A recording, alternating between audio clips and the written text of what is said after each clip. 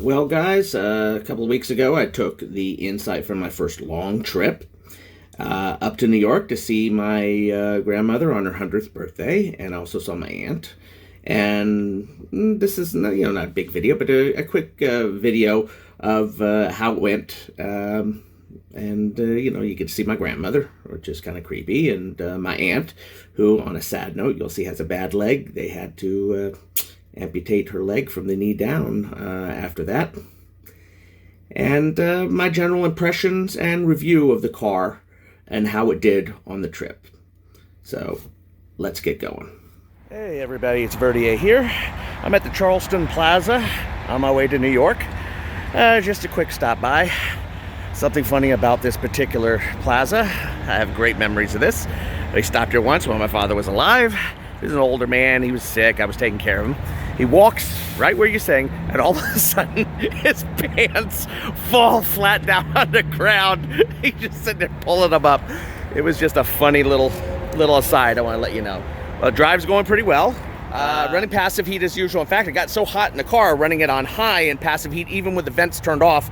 Although the vents automatically move to the, I think what they do is they basically aim towards the side windows and the side vents when you turn off the vent settings.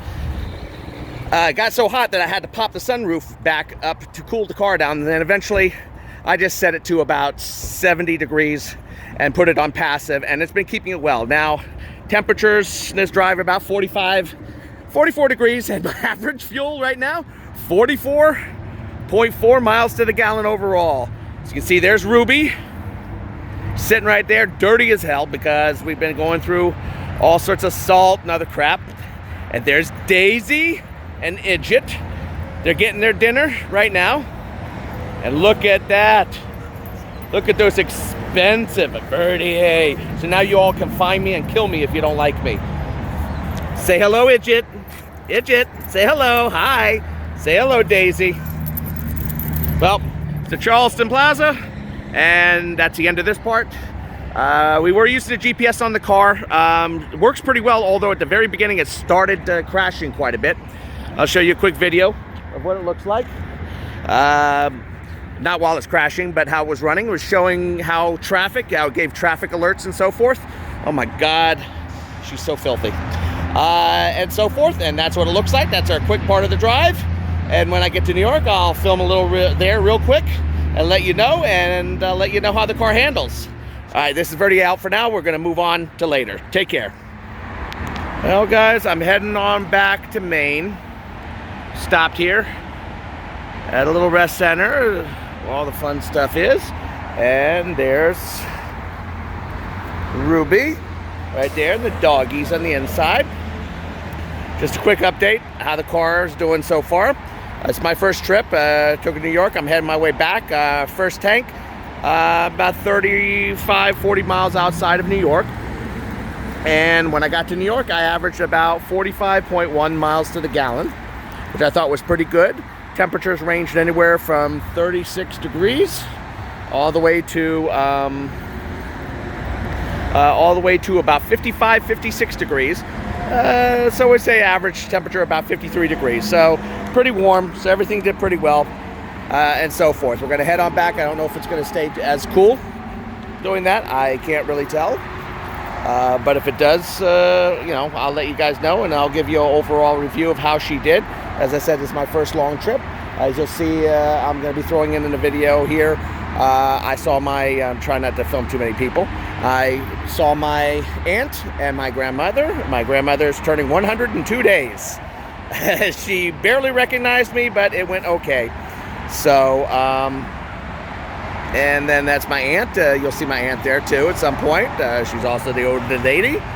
And that's why I went to New York for my grandmother's 100th birthday. So I will continue this video probably tomorrow, whenever, to report what my final gas mileage was getting home. Right now I'm averaging 45.7 miles to the gallon combined after leaving New York. So that's combined from Maine all the way to New York and back here about 30 or 40 miles outside of New York City. So that's all I have to report right now, and I will talk to you later. All right, at this point, obviously it's the next day, and I've been back, and this is just going to be my final summation of how the car did on my trip to New York. Obviously, New York, going from where I am to New York is about round trip about 700 miles. It's a fairly long trip, about 6.5 to 7 hours, really depending on how you drive. So I'm going to give you a general idea. I mean, you saw a little bit of stuff beforehand. I tried to put this at the end so you guys get a final review and what I have to say about how the car performed on the trip. I thought the car performed absolutely fantastic. And I've been driving the car to work and back for quite a while. And that's an hour there and an hour back. So that's enough time to get an idea of how it's going to feel to be in the car. Driving up, my temperatures outside ranged anywhere from about 34 degrees to about 55 degrees when I got close to New York. My overall gas mileage when I got up there was about 44.1 miles to the gallon, which I thought was pretty fine for wintertime, and I'm not unhappy with it. Now, I drove up there at a speed of 65 miles per hour. I'd like to stay below 70 because 70 tends to engage the engine a lot more, and I thought I'd get better gas mileage that way.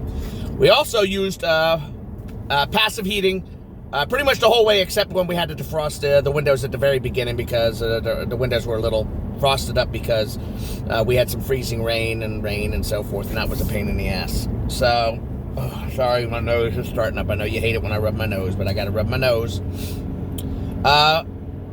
And the passive heating worked actually very well. The only problem you ever have is when it gets a little cold outside. Feet got a little cold. But the passive heating worked excellently.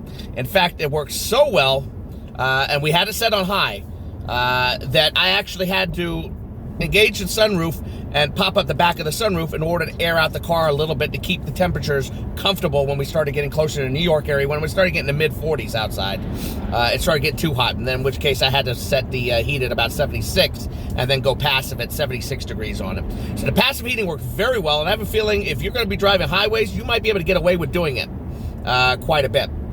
One other interesting thing that anybody else would have known who has a Touring, except a doofus like me, is you see I reach up here and, you can open it up and you get the nice light and all that and close it up. Well, I like to keep it open because I like the light and, and I paid the extra money for the Touring and I want the sunroof to look cool. Close it, guys. It makes a major difference for the temperature in the car. I cannot stress that too much. Everybody who probably watched that video knows that, except me, because I'm a doomfcuff. So, close the thing up there. Obviously, from the beginning, you've probably seen other videos, other video parts of this video. So this is like the end coda. So I want to make sure about that. How the car actually was very comfortable, and the only real negative I have to say is because the car's lower to the ground, it has a sportier suspension. And when you get into the New York area, it's not that the roads were particularly rough in New York highway. Is that they seem to have a lot of little dips, up and down dips, which cause the car to hop up and down quite a bit. And every now and then, I'd hear the lady next to me going, like that. So, keep that in mind. It's not a big deal and so forth. I also got to test the cruise control on the highway and how well it worked on a big trip. And I got to tell you, as long as you're dealing in moving, traffic, and so forth, this car's adaptive cruise control is excellent. Did a fantastic job.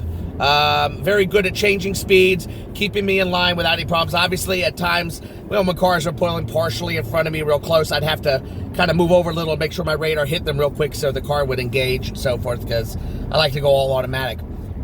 Interestingly enough, I ran into a chunk of traffic, and I was going about 65, and the cars came to a stop ahead of me. The car did see the car stopped at the front, and you know how much this car seems to have attitude with cars stopped in front of you. The funny thing is it was slowing down very quickly, but it was engaging the brake alarm. Now, I believe it's obviously just to let you know what's going on, but it didn't seem to want to really hit the brakes hard enough to actually bring the car to a complete stop, which it easily could have done. Easily. Would it have done it if I'd left it long enough? I think it might have, but I don't know, and I didn't, chance it. I hit the brakes and slowed down while the lady sitting next to me was going, ah, ah. And she freaks out all the time because I test the system all the time, and, well, she trusts me to drive. She doesn't know what's going on. It sometimes seems like I'm getting close. I'm always testing the tolerances, but the car was admirable on the road, and I was very happy with the way it handled. Now, how does it compare to the Ford Fusion Energy, my lease car? Very interestingly, the Ford Fusion Energy is much quieter. It's a much quieter and more isolated ride on the inside of the car. Smoother. It's just so much more smoother in that aspect of it. It's not that this car isn't smooth, but it's a lot more sporty, and you feel more of the bumps in this car. But the big negative of the Ford Fusion versus this car is the seats. The seats. Maybe I can speak English one day. The Ford Fusion Energy has terrible seats. The seats are awful for long term. I mean, you can do them short term, and they seem so comfortable, but they're pretty bad. On my way back in the Ford Fusion, I was very uncomfortable. I mean, I was overtired, of course. I was very uncomfortable. I was moving around. It was really difficult for me. And before you all say, yeah, but Verdier, you're a fat bastard. Of course, you're a fat bastard. You're not going to fit in any seat worth of shit. Not true. I've seen other people complain about the seats in the Ford Fusion Energy and the Ford Fusions in general, including one of the people who watch these videos, a young lady. And if her picture, her icon picture, is any idea of what she really looks like, if that's really her picture, she is not a fat bastard or a fat bastress, however you say it, like me. She's a normal-sized person. And she noted that the seats are uncomfortable. They are, and that's a major hit on that car. It makes that car impossible in long drives. This seat is fantastic for me. I love this seat. I'm really huge, and I fit comfortably in it, and I did not get tired in this seat. Driving there was 44.1. Coming back, I was 44.1 miles to the gallon getting back also. The interesting thing is that I was averaging about 48.5 miles to the gallon, and it was cold out. It was about 37 degrees, 38 degrees most of the way until I got into Maine, where it was down to like 30 degrees. Unfortunately, when I got about 3/4 away, there seemed to be a lot more uphill happening, a lot more hills going up and down, and that killed the gas mileage. Another thing, a lot of people have complained about the knee placement. It happens also in the Ford Fusion Energy. There's an area right here by the side, and I'll show it in the video. Right here on the side where your knee tends to rest. It's right where the crevice between where the transmission controls and the bottom part of the body here connect. And yes, your knee can hit in that area, and it can get a little uncomfortable. As long as the seam of your pants isn't pushing against it, I found it okay. It didn't really bother me. Apparently, there are little pads and stuff that you can buy that you can stick there that make it more comfortable. But it worked fine for me. Overall, the car was great. The car was great. I tend to take it on trips in New York often.